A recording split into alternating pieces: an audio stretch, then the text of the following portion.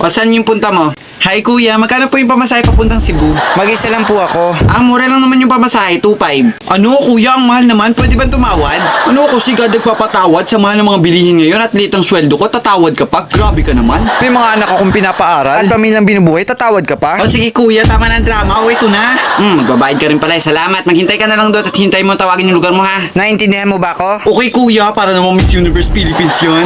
Anong oras kaya ang alis ko? Good morning passengers, ang tatawagin namin ay aalis na. Wow ha, bongga, parang beauty pageant lang. Ang unang aalis ay Pampanga. Bakit siya sumisigaw? Para marinig siya. United Kingdom. Wow ha, pang international. Kala ko ba pang Pilipinas lang tong terminal ng bus? Baguio. Bakit siya sumisigaw? Galit ba siya? Hindi, nagpapaliwanag lang. Ang last but not the least. Oh my God, sana matawag ako. Ay, walang iba kundi. Zero. Oh my God, ako yun. Maraming salamat. Hoy, te, bilisan mo, alis na tayo. Bagal mo. Okay, papunta na.